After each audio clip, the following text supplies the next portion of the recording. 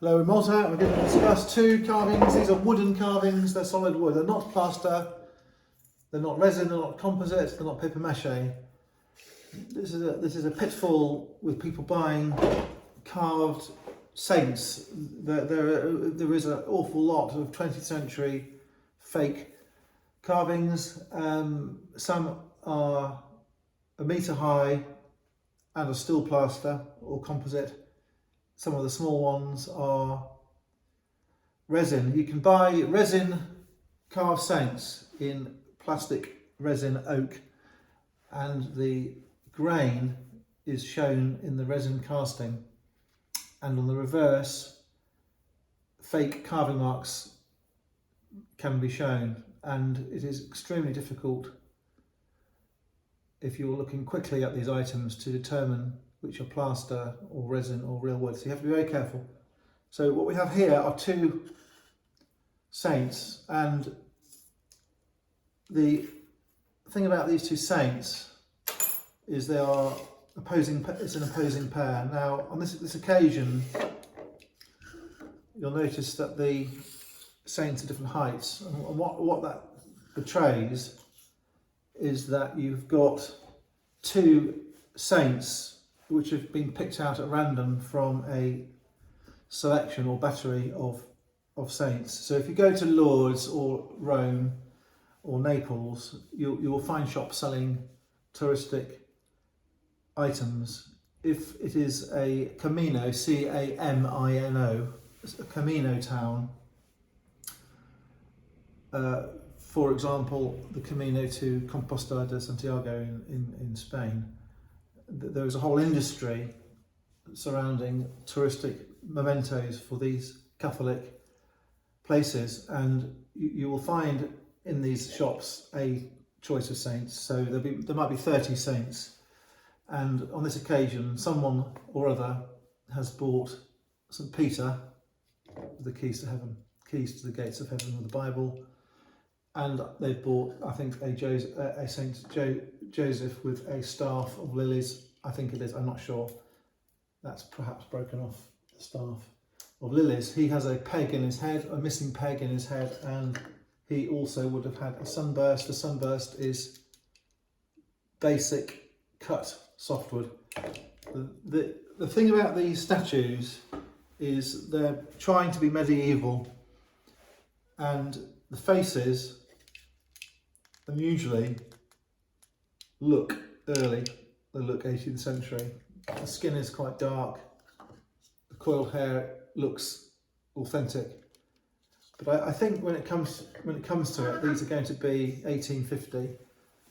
I don't think that they're 20th century, and I don't think they're any earlier than 1850. They possibly could be.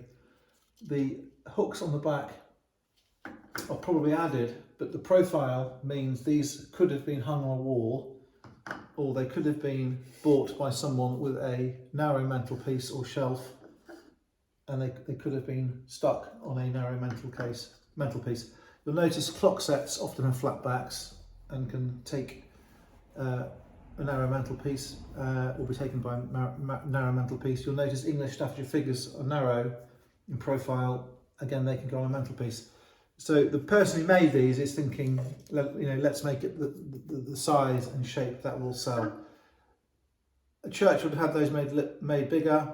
These are a domestic size. They're a touristic size.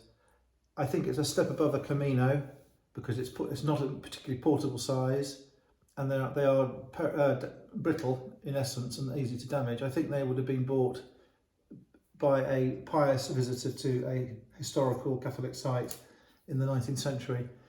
So we're going to go over it again. Two random saints. They happen to be looking at each other, but there would have been in the shop or workshop, there would have been a shelf of every saint in multiple ranks, I imagine. You have a medieval style. The cloaks, the carving, the decoration is meant to be medieval, particularly the face and the colour of the skin. And the manner of carving on the back is deliberately made to mimic a early carving, but they are not medieval. As I say, they're early Victorian. They're gold leaf, and it is real gold leaf. The finish has a metallic effect. There are signs of a red glue paint undercoat called bolo, or in English bole. It's not a gold paint, which would have a more granular, less shiny, less metallic effect. I think it is real gold leaf. The whole thing is covered in real gold leaf except the faces, and on this one the feet, he is barefoot. On this one he has got gold feet, gold shoes. There is damage to the hand. There is a missing hand on this one here, missing forearm even. There would have been another sunburst on that other head, and the sunburst would have probably gone all the way around. It's missing some of the dimensions to the sunburst. There's a hand on the cloak. There is careful carving, and I think that was skillfully done. The wood will be a lime wood or linden wood or a softwood. These bits of the staff are what appears to be carved wood. It is possible they're not. It's possible they are clay, painted clay. The keys, I think, are actually wooden.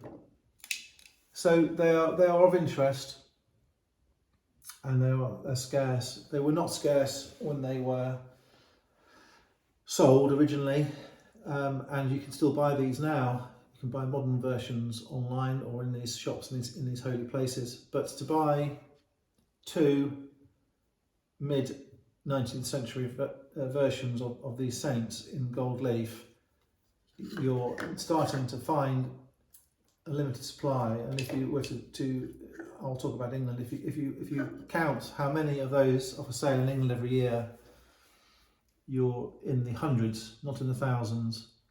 There are a handful of single ones, but you know, when you want to buy two, your choices are limited, and I see that choice becoming ever more limited as years go by.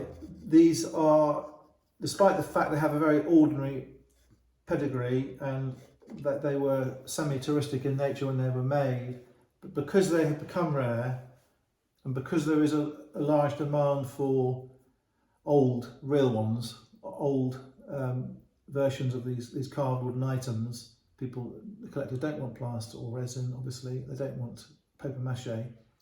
Because the supply is limited and the demand is growing rapidly, the price on these is unfortunately really very high. They are for sale in Malta. Thank you.